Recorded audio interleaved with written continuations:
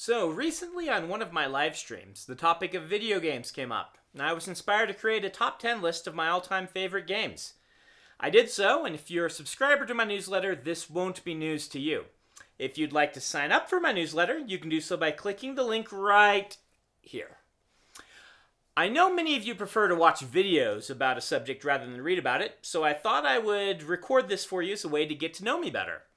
You shouldn't consider this a best of all time list, though I do recommend these games. I'm not saying these are the best, merely they're my favorites. Think of this more like an insight into who I am and the things I like. Since picking favorites is generally tough, I decided to weight the list toward a few factors.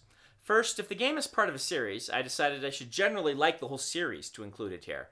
I'll mention my personal favorite game for each item, but in general this is a favorite franchise list as much as it is a favorite game list. Second, the game or franchise should be one I've gone back to multiple times throughout my life, rather than just being something I loved when I was young. Nostalgia will play a part in the list, but I want this to be more than just Teenage Brandon's greatest hits. Finally, I'm eliminating games that I or my friends made, so no Infinity Blade, for example. I should also note to some of my younger readers that some of these may not be appropriate for all ages. There are a couple that even I played with a few mods to tone down some of the graphic content. I really don't need to see that many head explosions fall out. Really, I'm good. Anyway, counting down from 10, here's my list as it sits right now. Number 10, Katamari Damacy. I love things that make me look at the world in a new way. Katamari did this in spades. It's an imaginative, bizarre vision with a unique gameplay. It's like nothing else in the world, and I love it for all its strangeness and occasional lack of game polish.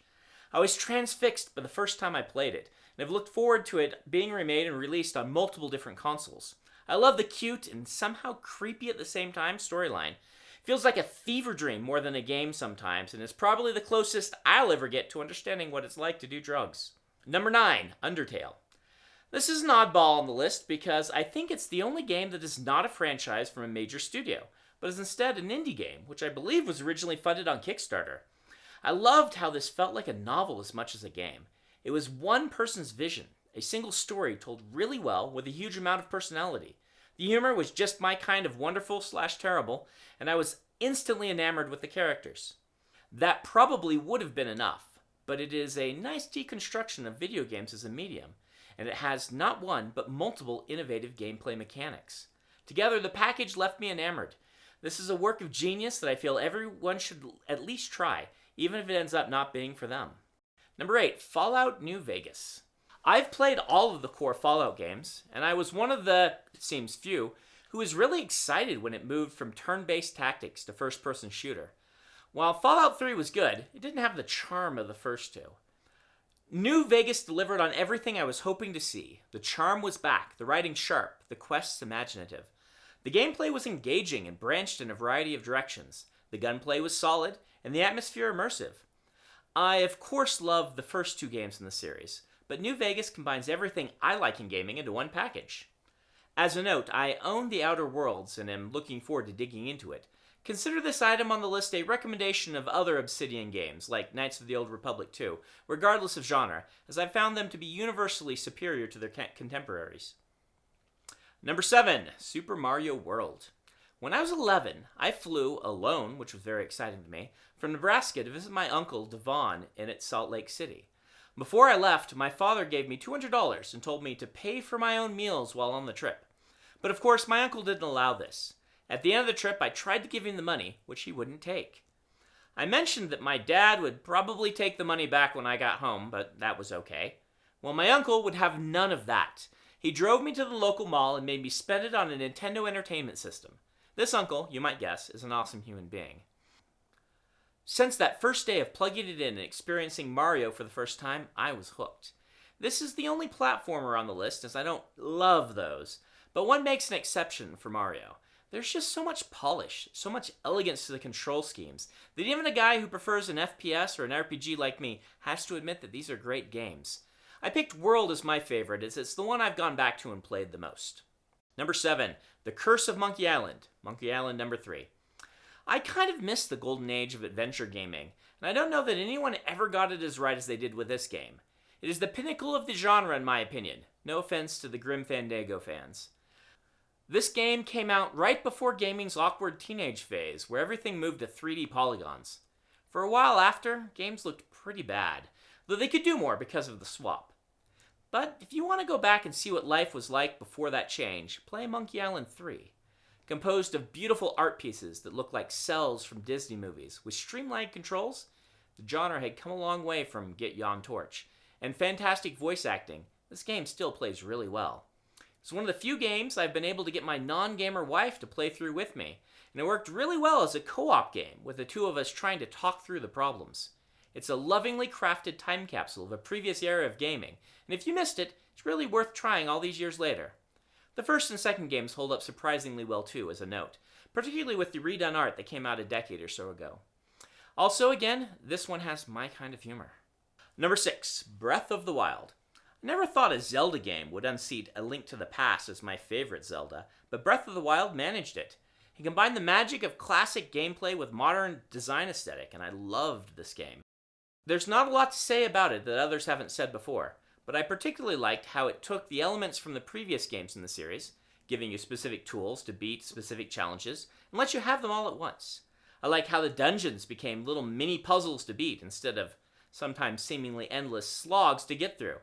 I like the exploration, the fluidity of the controls, and the use of a non-linear narrative and flashbacks. It's worth buying a Switch just to play this one in Mario, but in case you want, you can also play Dark Souls on the Switch. That's foreshadowing. Number 5, Halo 2. Telling stories about Halo 2 on stream is what made me think of writing this list. I'm sometimes surprised that this game isn't talked about as much as I think it should be. Granted, the franchise is very popular, but people tend to love either Reach or games 1 or 3 more than they do 2. 2, however, is the only one I ever wanted to replay, and I've done so 3 or 4 times at this point. It's also the only one I ever beat on Legendary. It's made me think on why I love this one, while so many others seem to just consider it one of many in a strong, but in many ways unexceptional, series of games. I think part of this is because I focus primarily on the single-player aspects of a game, which is why there aren't any MMOs on this list. Others prefer Halo games with a more balanced and polished multiplayer, but I like to game by myself, and I don't really look for a multiplayer experience, though this is changing as I game more with my sons. I really like good writing, which I suppose you'd expect, but in games I specifically prefer writing that enhances the style of game I'm playing. Just dumping a bunch of story on me isn't enough. It has to be suited to the gameplay and the feel of the game. In that context, I've rarely encountered writing as good as Halo 2. From the opening, with the intercutting and juxtaposition of the two narratives, to the quotes barked out by the Marines, the writing in this game is great. Stands out starkly against other Halo games, to the point that I wonder what the difference is. Yes, Halo 2 is a bombastic hero fantasy about a super soldier stomping aliens, but it has subtle, yet powerful world building sprinkled all the way through it. And the music, it does things with the story that I envy. It's kind of cheating that films and games get to have powerful scores to help with the mood. The guns in 2 feel so much better than Halo 1, and the vehicles drive far better. The only complaint I have is that it's only half a story, as in Halo 2 and 3 seem like they were one game broken in 2 pieces. And while 3 is good, and Reach does something different, of which I approve in general, neither did it for me the way 2 did, and continues to do. Number 3 is Final Fantasy X. You probably knew Final Fantasy was coming. People often ask me if the way these games handle magic was an influence upon me. All I can say is that I've played them since the first one, and so they're bound to have had an influence. On one hand, these games are really strange. I mean, I don't think we gamers stop quite often to note how downright bizarre this series is. Final Fantasy doesn't always make the most sense, but the games are always ambitious. 10 is my favorite for a couple of reasons. I felt like the world building was among the strongest, and I really connected with the characters. That's strange because this is one of the Final Fantasy games without an angst-filled teen as the protagonist. Instead, it has a kind of stable, happy-go-lucky jock as the protagonist. But that's what I needed right then. A game that didn't give me the same old protagonist, but instead gave me someone new and showed me I could bond with them just as well. 10 was the first with full voice acting, and that jump added a lot to me. It has my favorite music of the series, and altogether is what I consider the perfect Final Fantasy game. Though admittedly, I find it more and more difficult to get into turn-based battle mechanics as I grow older. Number 2, Bloodborne. Those who follow my streams or who read other interviews I've done probably expected this series to be at or near the top. The question wasn't whether Souls would be here, but which one I would pick as my favorite.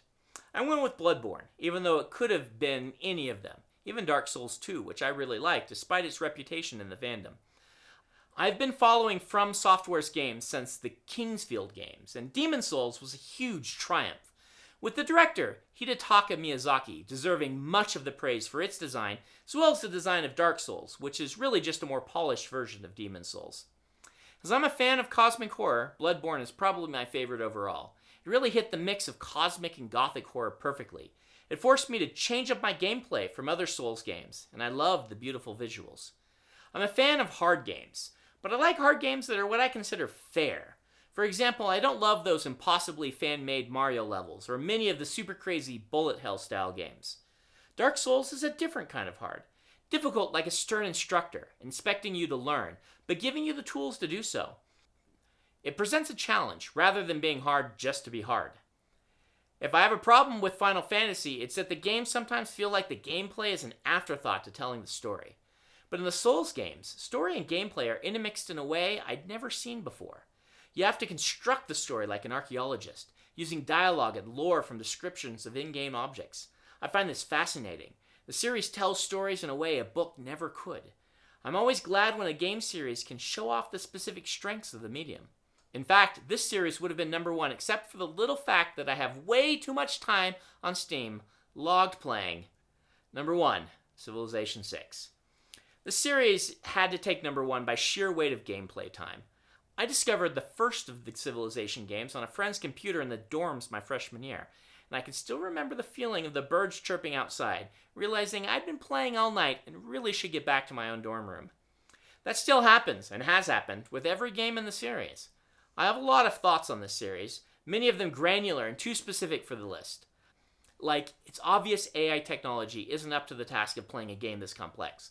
So could we instead get a roguelike set of modifiers, game modes, etc. to liven up games, rather than just having a difficulty slider that changes a few simple aspects of the game? I'll try not to rant, because I really do love this game series. A lot of people consider 4 to be the pinnacle of the series, but after 5 unstacked units and 6 unstacked cities, there was no way I could go back. If for some reason you've never played this grand patriarch of the 4X game genre, it's about starting with a single Stone Age settler who could found a city, then playing through eras of a civilization, growing your empire to try to eventually get off-world with a space program. Or, if you prefer, conquering the world. It's a lot of fun in the way I like to have fun, and I feel like the series has only gotten better over the years. My hat is off to the developers who keep reinventing the series rather than making the exact same game over and over. Now about that request for difficulty modes. Anyway, runners up. Any list like this is just a glimpse of how one feels right now. It can't possibly contain everything that deserves to be mentioned. I expect a lot of you to say, well, what about, to get my opinion on such and such game. So for what it's worth, here are my next 10 in no particular order. Depending on my mood, any of these could have replaced some on the list above. The Elder Scrolls, Morrowind being my favorite. You might assume an open-world epic fantasy to be a slam dunk for me, and it is. These are great games. Though admittedly, most of the series, until Skyrim, had a very clunky leveling system and had problems with repetitive gameplay. Still, they're great. Mass Effect. I've only played the first game, which I know is heresy, but it was very good, and I hear the second is better. I'm waiting for a remaster to try it. It couldn't make the list, I felt, without me having played more of the series. Bioshock Infinite. This was a very impressive mix of gunplay, philosophy, and world building, with an excellent ending. But I can't justify it on the top 10 since I haven't played the other games in the series. I did try the first one and it didn't click for me despite the brilliant world building. Doom. I've played a ton of id games in all their varieties, and they probably deserve a place in the top 10 for sheer frenetic fun. One of my claims to quote-unquote fame is beating Doom 2 with only the chainsaw. The latest installments are fantastic and another example of a series that managed to reinvent itself. Symphony of the Night. An excellent game, best of its genre, that I discovered late and have only played once. The Witcher. I've only really played the third game, and while it was awesome, I haven't replayed the series yet enough to meet my criteria above. That said, it is the single best game based on a book that I've ever played. Shadow of the Colossus. One of the most original games I've ever played, with extremely compelling minimalist storytelling, but I've only played it once, so it was excluded from the top 10. Xwing. One of my favorite games when I was younger, and had hours of time invested. Still, I think it's great, but I played it again as an adult, and it doesn't quite hold up enough to be in the top 10. Braid. Another beautiful piece of work, one of the greatest arguments for games as art I've ever experienced. But I've only played it once, and I'm not enough of a platformer fanatic to do it again. Books 1 and 2. One of my favorite gaming experiences when I was younger, this game still holds a special place in my heart. It's like a Zelda game mixed with an RPG, and was the first CD game with voice acting and orchestration that I ever played. So, why didn't your favorite game make my list? Well, again, this isn't a greatest of all time list. It's a list of things I love. But because of that, my biases have a lot to do with what I picked. Since I don't play a lot of multiplayer, most Blizzard games or Team Arena FPS games are things I enjoyed, but never really got into a ton. Diablo 2 almost made the list, though. There's also another category of games, which I'll call the games I got into at the wrong time. This means I missed them during the formative years when they really grabbed other people, when they were brand new technology or brand new types of storytelling. Games like Pokemon, Minecraft, Half-Life, Chrono Trigger, or Planescape Torment. I can acknowledge that these are fantastic games, but they just didn't come at the right time. Some games just have the wrong mechanics for me to love. For example, I don't love stealth games. So while I played the newer Deus Ex and Batman Arkham games, I don't love them like I love the games on this list. Though admittedly, they're really well put together. Because I have Doom and Dark Souls on the list, you might think I like a dark or violent aesthetic, but I really don't. I really enjoy a game that can be cartoonish and fun about it, or a game that is careful about it, but many games are just too dark for me. This is the same reason I don't love A Song of Ice and Fire, despite admitting it is extremely well written. Personally, I bounced off of Daenerys' plot in the first book. I've chosen, for example, not to play God of War, Grand Theft Auto, Red Dead Redemption, or The Last of Us for these reasons. And there are others, like Shadow of Mordor, that left me with too much of a dark feeling to keep playing. It's possible I'll change my mind, but for now, that's a call I've made. I recognize some of you will think this is a tragedy, but we all have our own lines, and they aren't always clear. One thing I try not to do is be judgmental about where other people's lines are. For example, I know there are some who have put down my books for similar reasons. In my opinion, it's okay to like one thing and not like another thing that's similar, at least when it comes to art.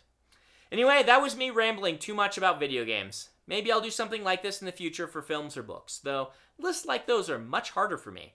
Video games are easier for me to divide out, I think, because there's gameplay to add to the narrative. Thanks so much for watching. If you want to sign up for my newsletter, you can find the link in the description. You can also find links to my Facebook, Twitter, and Instagram channels.